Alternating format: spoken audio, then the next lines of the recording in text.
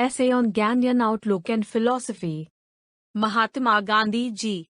जैसा कि सर्वेपल्ली राधाकृष्णन ने अपने निबंध में कहा, गांधीयन आउटलुक वास्तव में एक धार्मिक आदमी था। गांधी जी सभी धर्मों के महान प्रशंसक थे। हिंदू धर्म, बौद्ध धर्म, ईसाई धर्म, इस्लाम और अन्य। उन्होंने उन्हें शुरू से ही प्रत्येक धर्म के सैद्धांतिक निहितार्थ व्यवहार में महसूस किया। वे समझ गए कि हिंदू धर्म भया, अहिंसा और निडर और प्रेम के बारे में बात करते हैं। बौद्ध धर्म बुद्धि, प्रेम और करुणा के बारे में बात करते हैं। सत्य और स्वतंत्रता और मुसलमानों के बारे में बात करते हैं।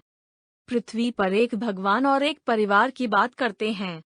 गांधी जी ने दृढ़ता से महसूस किया कि लोगों को अपने धर्मों का ज्ञान है, लेकिन वह काम नहीं है जो उनके ज्ञान का जवाब देता है। गांधी जी का सबसे बड़ा योगदान हमें उन धर्मों के सार को समझने और सत्य और प्रेम के महान आदर्शों को अवतार बनाने के लिए है, जो विकसित होने वाले हर धर्म की बहुत नींव हैं। जब भी गांधी जी ने लोगों को सिखाने का इरादा किया, वह कुछ आचरण लेता है, जांच करता है और उसे अच्छी तरह से जांच करता है। सभी उपवास और प्रार्थना के साथ अपने दिमाग को तोड़ देता है जब तक कि आखिर में वह कहने में सक्षम नहीं था, यह आचरण की रेखा है जिस पर आगे बढ़ना है। गांधी जी ने बिना किसी अभ्यास के किसी को भी कुछ भी प्रचार नहीं किया। वह उस चरण को निरंतर प्रयास और प्रतिबद्धता के माध्यम से प्राप्त किया। इसलिए उनके साथ संपर्क में आने वाले हर किसी से आचरण के उच्चतम मानकों की उम्मीद है। जाति, राष्ट्रीयता और संप्रदाय के भेद गांधीयन नैतिकता में कोई जगह नहीं है। देशभक्ति पर्याप्त नहीं है। वास्तव में धार्मिक व्यक्ति किसी भी देश या राष्ट्र के प्रति अपनी प्रतिबद्धता को प्रतिबंधित नहीं करता है। उनकी वफादारी पूरी मानवता के लिए है। वह सभी महान धर्मों को सच्चाई के रूप में स्वीकार करता है और इसलिए गहरी श्रद्धा के योग्य। यदि दर्शन ज्ञान है, तो महात्मा गांधी हमारे सबसे महत्वपूर्ण दार्शनिकों में से थे। उनके पास सुकरात का ज्ञान था, असिसी के सेंट फ्रांसिस की विनम्रता, लेनिन की सामूहिक एप्पल, प्राचीन भारतीय ऋषियों की पवित्रता और बुद्ध की मानवता का गहरा प्यार। वह एक क्रांतिकारी था जो सभी प्रकार के अत्याचार और सामाजिक अन्याय को उखाड़ फेंकने के लिए प्रतिबद्ध था, लेकिन जिन्होंने कभी किसी के प्रति बुरा इच्छा नहीं की, जिन्होंने ब्रिटिश साम्राज्यवाद के खिलाफ एक शक्तिशाली आंदोलन का नेतृत्व किया, लेकिन कभी भी इस आंदोलन को अंग्रेजों के खिलाफ घृणा, विद्या, असंतोष के साथ नहीं होने दिया। वह शब्द के पारंपरिक अर्थ में बौद्धिक नहीं था। वह एक अकादमिक दार्शनिक नहीं थे जो अपने दर्शन को सटीक, शुष्क और औपचारिक तरीके से प्रस्तुत करते थे। अपने कुछ बयानों में विसंगतियों और विरोधाभासों को ढूंढना मुश्किल नहीं होगा। वह सच्चाई के प्रति अपनी भक्ति में सर्वोच्च अनुरूप था। वह प्राचीन संतों की तरह था, सच्चाई का बयाना साधक, एक आध्यात्मिक अन्वेषक या एक वैज्ञानिक जो सच्चाई को खोजने के लिए अपने सारे जीवन का प्रयोग कर रहा था और इसे मनुष्य का सामना करने वाली व्यावहारिक समस्याओं पर लागू करता था। उनके प्रेरणा के स्रोत अपने देश या उनके धर्म तक ही सीमित नहीं थे। उनका ग्रहणशील मन विभिन्न प्रभावों के लिए खुला था।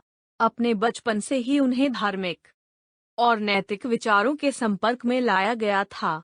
उन्होंने रामायण, भगवता, गुजरात के वैष्णव कवियों और जैनों के लोकप्रिय लेखन का अध्ययन किया।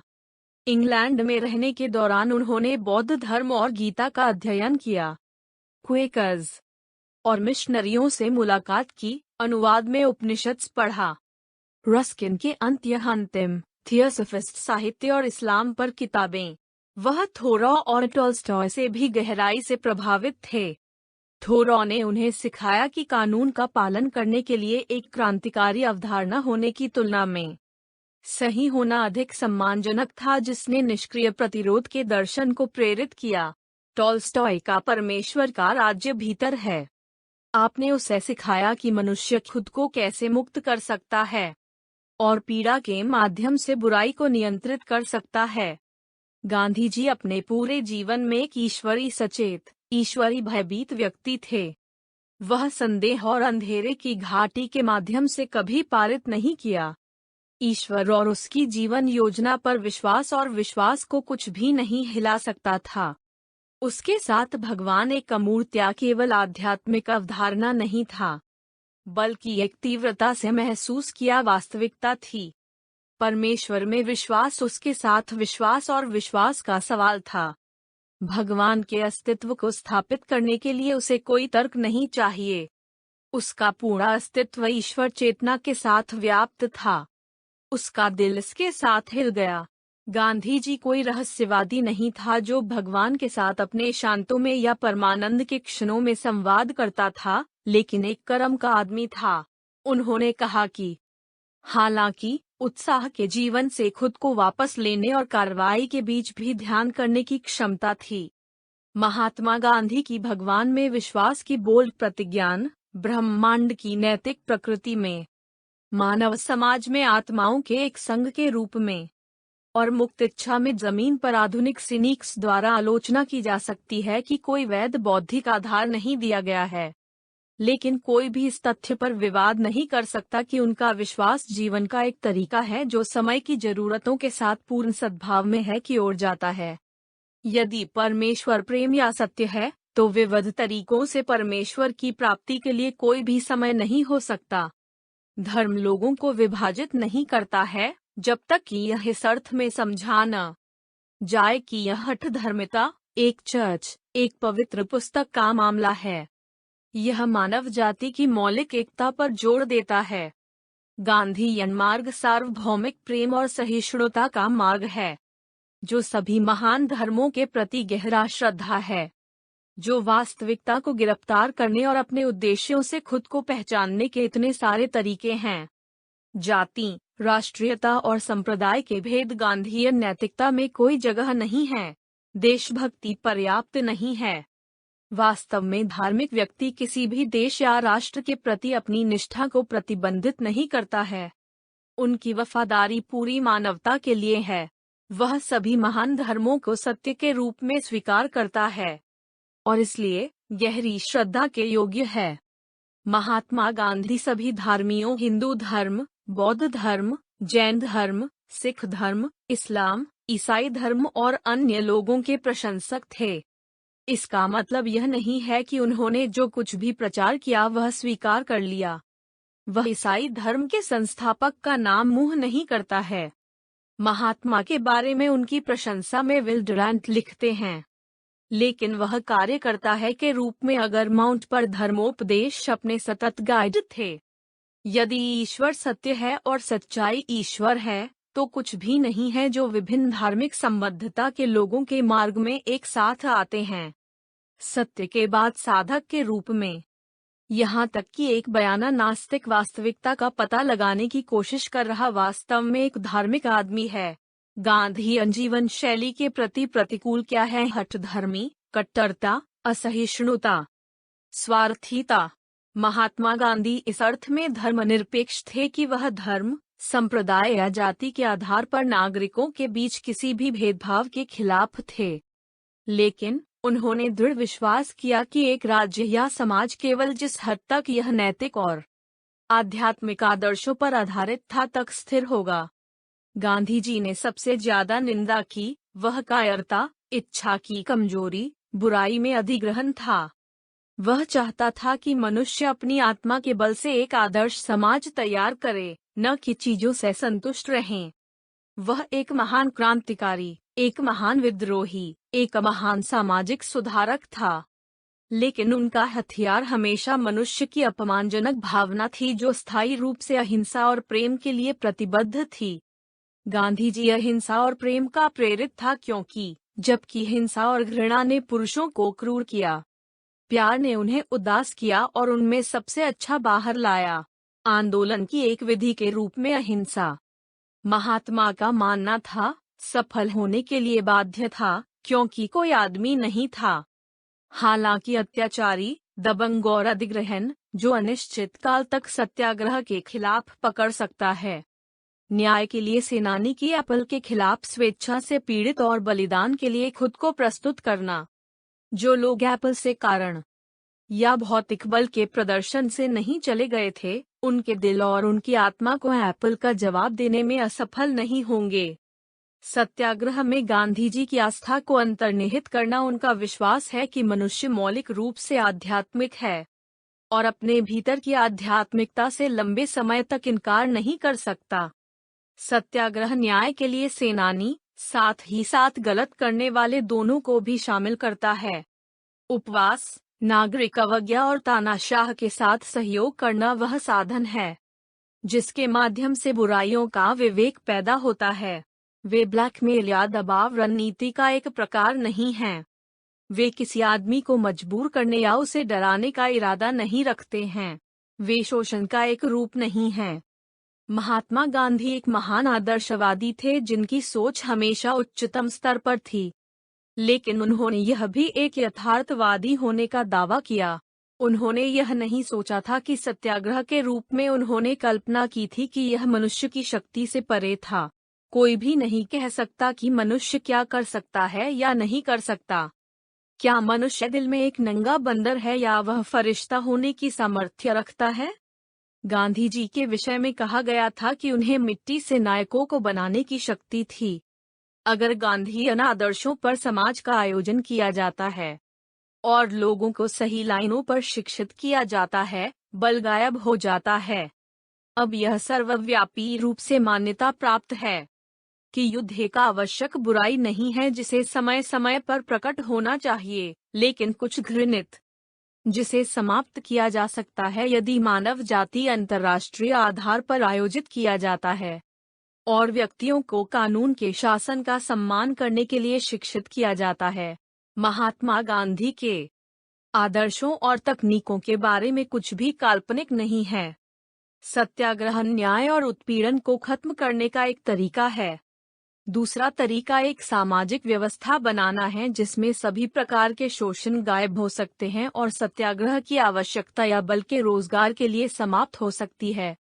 इस तरह की एक सामाजिक व्यवस्था एक विश्व सरकार, लोकतांत्रिक रूप से निर्वाचित एक लोकतांत्रिक राष्ट्रीय राज्य, समाजवादी अर्थव्यवस्था और सत्ता के विकेंद्रीकरण का तात्पर्य है। विश्व सरकार राष्ट्रों के बीच कानून का शासन स्थापित करेगी और पूरी तरह से मानव जाति के लाभ के लिए वैज्ञानिक आधार पर विश्व संसाधनों का फायदा उठाएगी। यह आक्रामकता के किसी भी कार्य के साथ या एक पुनर्गणना राष्ट्र के साथ सौदा करने के लिए अपने निपटान में कुछ बल होगा। कोई भी इस बल के उपयोग पर आपत्ति नहीं कर सकता क्योंकि इसे हमेशा कानून के शासन को बनाए रखने के लिए नियोजित किया जाएगा।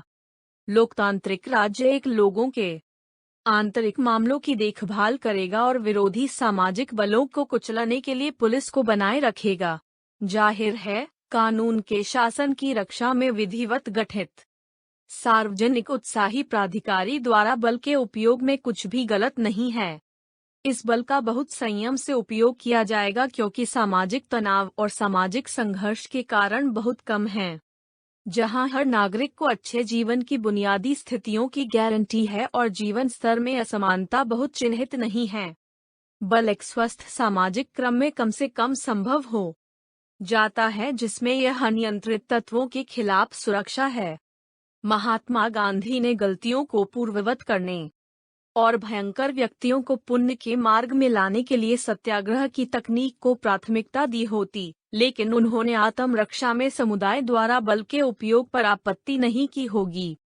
महात्मा गांधी एक प्रकार का दार्शनिक राजकतावादी था जिसका आदर्श समाज राज्य का जबरदस्त अधिकार गायब हो जाएगा, आर्थिक गतिविधि का आयोजन किया जाएगा, अधिग्रहण और आत्महित के आधार पर नहीं बल्कि सहयोग और सेवा के आधार पर, और हर व्यक्ति अपने कर्तव्यों का पालन करेगा और आम अच्छे के लिए काम करते हैं। उन्होंने उच्च केंद्रीकृत आधुनिक राज्य को अविश्वास किया क्योंकि जाहिरा तौर पर शोषण को कम करने और कल्याण को बढ़ावा देने के द्वारा अच्छी तरह से करते हुए इसने व्यक्तित्व को नष्ट कर दिया और इस प्रकार प्रगति में बाधा डाली। उनके विचार में राज्य ने सबसे अधिक केंद्रित और संगठित रूप में बल का प्रतिनिधित्व किया। गरीबों और नीचे दलित लोगों के प्रति अपनी सहानुभूति के साथ वह संकट को दूर करने, धन का न्याय संगत वितरण सुनिश्चित करने और राष्ट्रीय संसाधनों के नियोजित वैज्ञानिक शोषण के माध्यम से रोजगार प्रदान करने के लिए राज्य के साधन का उपयोग करके कोई समाजवादी नहीं था। वह एक विकेंद्रवादी था जो चाहता था कि सभी राजनीतिक और आर्थिक शक्ति को विकेंद्रीकृत किया जाए ताकि लोग वास्तव में स्वतंत्र महसूस कर सकें और केंद्रीकृत प्राधिकारी के दास न हों। गांधी जी ने पंचायतों के माध्यम से गांव स्वायत्तता, प्रत्येक गांव कम या ज्यादा स्वायत्त और स्वशासन की वकालत की और आम जरूरतों की संतुष्टि के लिए गांवों का एक ढीला संघ। एक आध्यात्मिकवादी के रूप में उन्होंने सामाजिक सुधार का आग्रह किया, कानून के माध्यम से नहीं बल्कि आत्म अनुशासन, नैतिक संयम और अनुनय के माध्यम से। गांधी जी को पूंजीवाद से कोई प्यार नहीं था। इसकी अधिग्रहण प्रकृति, आत्मरुचि पर इसका तनाव, गरीबों का शोषण उसके लिए सभी क्रोधित था। उन्होंने कहा कि हालांकि कानून द्वारा पूंजीवाद को समाप्त नहीं करना चाहते थे, लेकिन राष्ट्रीय धन के न्यासी के रूप में कार्य करने के लिए अमीर के लिए अपील करके नैतिक बल द्वारा इसे बदलने के लिए। महात्मा गांधी वर्तमान आर्थिक व्यवस्था और भौतिकवाद की ओर बढ़ती प्रवृत्ति से पूरी तरह से असंतुष्ट थे। उन्होंने कहा कि चाहता है और जाहिरा तौर पर रहने की बहुतायत के लिए आधुनिक सनक के खिलाफ था और उत्पादन की बढ़ती मशीनीकरण और विशाल औद्योगिक जोड़ती लगातार अपने संचालन के विस्तार और छोटे उत्पादकों बाहर धक्का के खिलाफ। उन्होंने सरल और महान जीवन, कुटीर और छोटे पैमाने पर उद्योगों, गांव आत्मनिर्भरता, मैनुअल श्रम और स्वयं सहायता के माध्यम से उत्पादन का पक्ष लिया। वह चाहता था कि हर किसी को नियोजित किया जाए और अच्छे जीवन की बुनियादी स्थितियों जैसे भोजन, कपड़े और आश्रय का आश्वासन दिया जाए। वह मशीनरी के रोजगार का विरोध नहीं किया गया था, लेकिन वह मशीनों को आदमी की सेवा करना चाहता था, उसे गुलाम बनाने के लिए नहीं।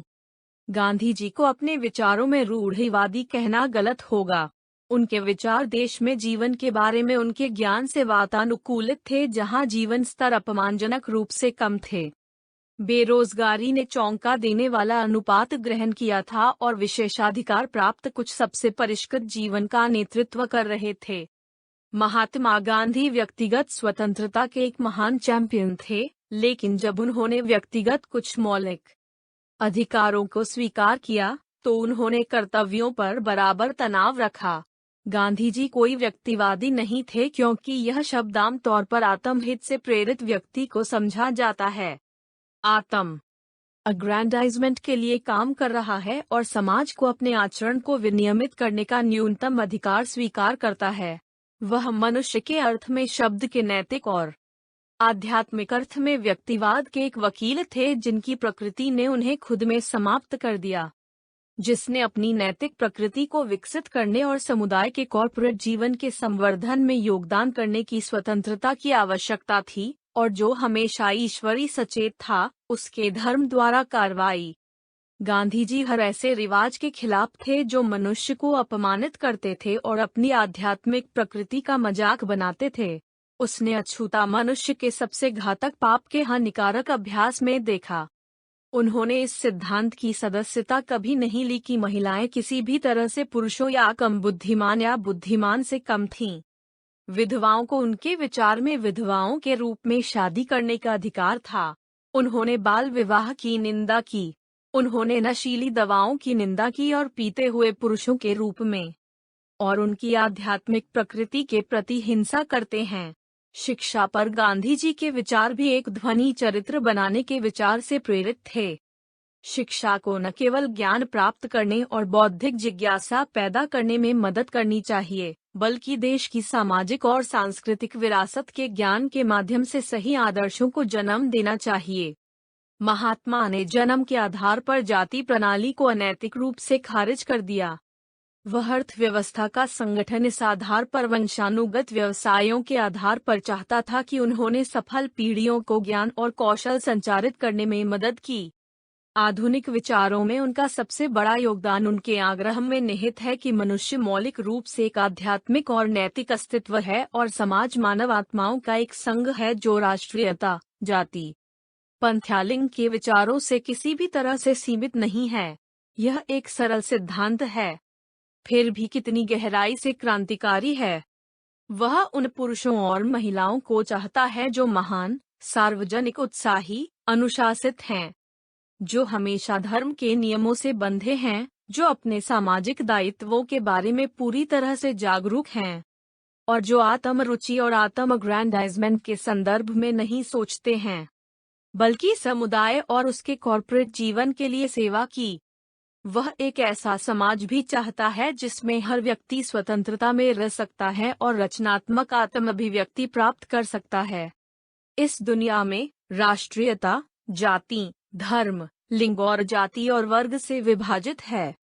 दुनिया में जहां मानवता का एक बड़ा हिस्सा एक अधिनायकवादी अत्याचार के तहत रहता है।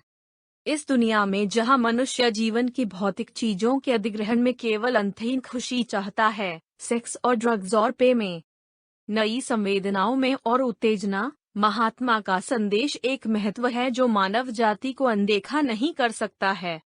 एक विचारक के रूप में अपनी सभी सीमाओं के साथ, उन्होंने एक महान नैतिक शक्ति और जीवन का एक नया तरीका प्रस्तुत किया जो आधुनिक युग की चिंता को दूर करने और मानवता को स्वच्छता और स्वास्थ्य के लिए सड़क पर रखने का वादा करता है। विषय का अंत। धन्यवाद।